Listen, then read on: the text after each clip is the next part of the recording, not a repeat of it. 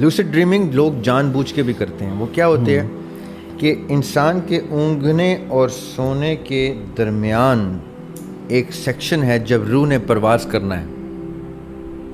اس کو OBE کہتے ہیں, آؤٹ آف باڈی ایکسپیرئنس. تو جیسے ہی وہ روح نے پرواز کرنا ہوتا ہے, یہ کیا کرتے ہیں جان بوجھ کے, اس کا ایک ریچول ہوتا ہے, وہ غیر ضروری ڈسکشن ہے. اس دوران یہ جاگتے ہیں جان کے, تو یہ اپنے بدن سے جدا ہو جاتے ہیں, ان کو اپنا باڈی نظر آتی ہے.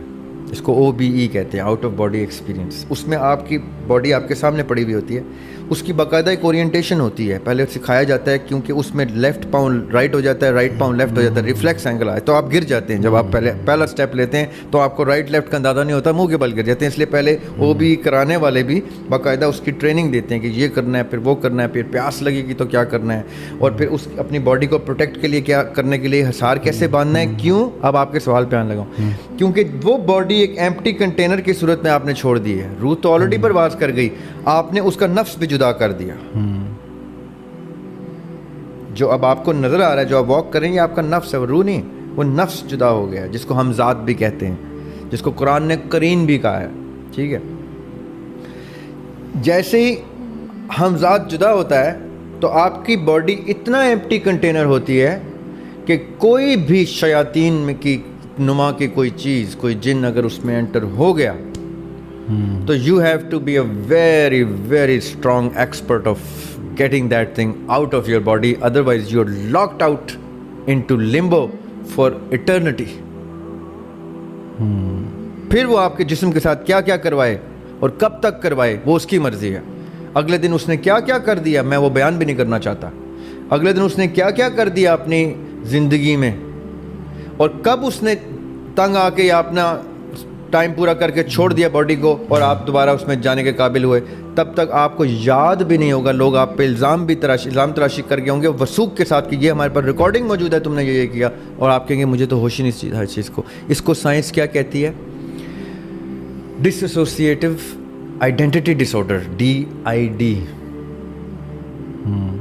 اب آپ نے سمجھنی بات ہے, کہیں بڑی ڈیٹیل میں جا رہی ہے. اس کو اسپلٹ پرسنالٹی ڈس آرڈر بھی کہتے ہیں, اس کو اسکیزوفرینیا بھی کہتے ہیں. اس کی بے تحاشا سائنٹیفک ٹرمز ہیں. میں کیوں قرآن سے محبت کر چکا ہوں, میں I am in love with قرآن. قرآن اس کا بھی حل دے دیتا ہے. یعنی یہ ایسا مکمل نسخہ ہے. یاسر بھائی, میں نے گرنتھ پڑھے, میں نے وید پڑھے, میں نے گیتا پڑھی, میں نے مہا بھارت بھی پڑھ لی, میں نے بدھزم پڑھا, میں نے جینزم پڑھا. میں نے کہا یار میں سب پڑھوں, جوڈزم تو ہمارے لیے واجب ہے پڑھنا, کرسچینٹی تو واجب ہے, میں وہ بھی پڑھوں جو منع ہے. میں نے ٹیلیپیتھی پڑھی, میں نے پامسٹری پڑھی, میں پریکٹیکل پامسٹری کی ہوئی ہے, practical palmistry just to see how it works and why is it حرام. میں نے ہر وہ آکلٹ سائنس میں اپنے یہ بال سفید کیے ہوئے ہیں کہ اگر آپ مجھ سے پوچھیں گے تو میں آپ کو میری جو میں کتابوں کی ذکر کر رہا ہوں ان کتابوں میں یہ سارا مواد میں نے لکھ چھوڑا ہے کہ تمہیں کیا کیا کتاب پڑھنے کی اب ضرورت نہیں. تمہارے بھائی نے یہ کام تمہارے لیے کر لیا ہے, اس میں کیا کیا چیز ہے جو کام کیا وہ لے لو, باقی پڑھنے کی بھی ضرورت نہیں. یہ میرا فرض سمجھ کے میں نے کر دیا. اب میں آپ کو بتاتا ہوں یہ جتنی سائنٹیفک ڈس آرڈرز ہیں اس کا ایک علاج قرآن نے اتنا خوبصورت دیا ہو, اور وہ آیت الکرسی.